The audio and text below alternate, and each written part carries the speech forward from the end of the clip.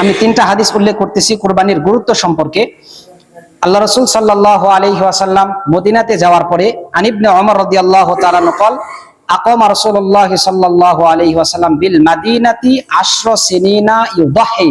আল্লাহ রাসূল মদিনাতে 10 বছর ছিলেন এবং 10 বছরের প্রত্যেক বছর আল্লাহ রাসূল আল্লাহর রাস্তায় কুরবানি করছেন। এই হাদিসটা তিরমিজি শরীফ 1506 নম্বর হাদিস। এরপরে আরেকটা হাদিস, আন্না আলিয়ান রাদিয়াল্লাহু তাআলা নকল আহাদান নবী সাল্লাল্লাহু আলাইহি ওয়াসাল্লাম মিআতা বুদনাতিন। আল্লাহ রাসূল সর্বশেষ বিদায় হজে আল্লাহ রাসূল সাল্লাল্লাহু আলাইহি ওয়াসাল্লাম 100টা উট আল্লাহর রাস্তায় কুরবানি করছিলেন। 100টা উটের মধ্যে থেকে 63টা উট আল্লাহ রাসূল নিজ হাতে একা কুরবানি করছেন, আর বাকিগুলো আলী রাদিয়াল্লাহু তাআলা আনহুকে দিয়ে জবাই করাইছিলেন। হাদিসটা বুখারী শরীফ হাদিস নাম্বার 1687 নং হাদিস।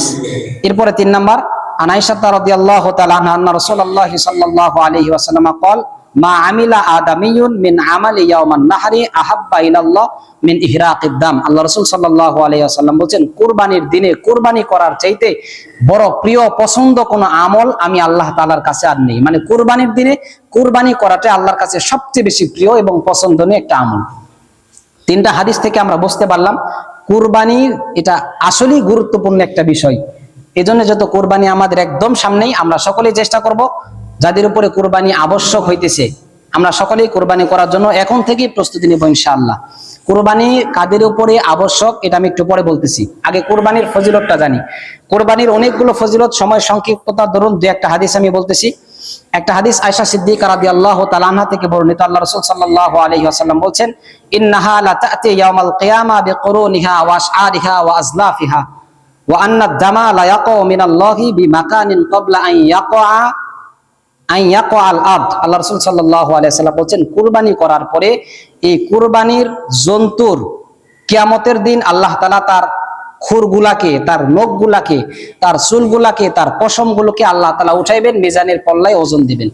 এখানে কয়েকটা বিষয় বললাম, চুল, নখ, খুর, এইগুলোকে আল্লাহ যে মিজানের পাল্লায় ওজন করবেন, এই কথাগুলো কেন বলছে? খুরের কথা কেন বললেন? চুলের কথা কেন বললেন? নখের কথা কেন বললেন? শিংয়ের কথা কেন বললেন? এই জন্যই বলছে যে নখ, শিং, চুল এবং খুর এইগুলো আমাদের কাছে কোনো গুরুত্ব, এগুলো আমরা ফেলে দেই, গুরুত্বহীন মনে করে এগুলো ফেলে দেই না। আল্লাহ তাআলা বুঝাইতেছেন, তোমরা যেটারে গুরুত্বহীন মনে করে যেটা ফেলে দিলা, আমি আল্লাহ সেই তুচ্ছ জিনিসটাকেও কিয়ামতের দিন ওজন করে তোমাদেরকে সাবধান করব। তাহলে এর দ্বারা বোঝা গেল কি, তাহলে এগুলোর যদি প্রতিদান দেয় তাহলে বাকি যে গরুটা জবাই করলাম এটার প্রতিদান আল্লাহ দিবে না? অবশ্যই দিবে। অপর হাদিসের মধ্যে আছে, আল্লাহ রাসূল সাল্লাল্লাহু আলাইহি ওয়াসাল্লাম বলেন, বিকুল্লি শাআরাতিন হাসানা। ক্বালু ইয়া রাসূলুল্লাহ ফাসুফ ইয়া রাসূলুল্লাহ। চুলের প্রত্যেকটা চুলের পরিবর্তে এক একটা করে নেকি আল্লাহ তাআলা দান করবেন।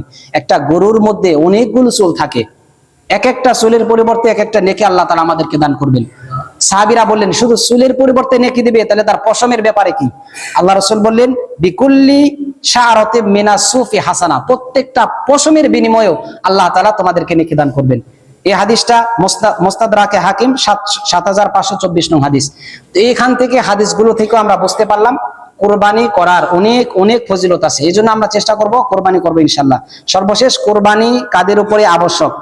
যাদের উপরে যাকাত আবশ্যক তাদের উপরে কুরবানি আবশ্যক, যাদের উপরে সদকাতুল ফিতর আবশ্যক তাদের উপরে কুরবানি আবশ্যক। যাকাত কাদের উপরে আবশ্যক? যাদের কাছে 7.5 তোলা স্বর্ণ অথবা তার মূল্য, অথবা 52.5 তোলা রূপা অথবা এই সমপরিমাণের মূল্য যাদের কাছে থাকে তাদের উপরে যাকাত আবশ্যক। এখন যাকাত এবং কুরবানির নেসাবের ক্ষেত্রে ডিফারেন্স, পার্থক্য হইলো একটা, সেটা হইলো যাকাতের ক্ষেত্রে আপনাকে 1 বছর টাকাটা স্টক থাকতে হয়, মজুদ থাকতে হয়, কিন্তু কুরবানির ক্ষেত্রে 1 বছর থাকা লাগবে না। যদি কারো কাছে 10 জিলহজ থেকে নিয়ে 10, 11, 12 জিলহজ পর্যন্ত এই 3 দিন যদি কারো কাছে এই পরিমাণে টাকা থাকে তাহলে তার উপর কুরবানি আবশ্যক। 10 তারিখ, 10 জিলহজ, 11 জিলহজ এবং 12 জিলহজ যদি কারো কাছে এই নেশাব পরিমাণ টাকা থাকে, নেশাব তো বুঝাইলাম, স্বর্ণের নেশাব 7.5 তোলা স্বর্ণ, অথবা এটার 7.5 তোলা স্বর্ণে যে টাকা আছে বর্তমান বাজার অনুযায়ী, অথবা 52.5 তোলা রূপা, অথবা এটার বর্তমান বাজার অনুযায়ী যে টাকা যদি কারো কাছে থাকে তাহলে তাদের উপর কি করা ওয়াজিব? কুরবানি করা ওয়াজিব। এজন্য আমরা সকলেই কোরবানি করার চেষ্টা করব ইনশাআল্লাহ। সর্বশেষ একটা কথা বলবো, কোরবানি কেন করবেন? আল্লাহ তাআলা এই কথাটা দুইটা আয়াতের মধ্যে বলছেন, লা ইয়ানালাল্লাহা লুহুমুহা ওয়ালা দিমাউহা ওয়ালাকিন ইয়ানালুহুত তাকওয়া মিনকুম। আল্লাহ তাআলা বলছেন সূরা হজ 37 নং আয়াত। আল্লাহ তাআলা এখান থেকে আমাদেরকে মূল একটা পয়েন্ট বলে দিয়েছেন যে কোরবানিটা করবেন একমাত্র আল্লাহকে খুশি করার জন্য। কোরবানিটা করবেন কাকে খুশি করার জন্য? এখানে দ্বিতীয় তৃতীয় যদি কোনো উদ্দেশ্য থাকে তাহলে কারো কোরবানি কবুল হবে না, আল্লাহ কোরবানিকে কবুলও করবেন না।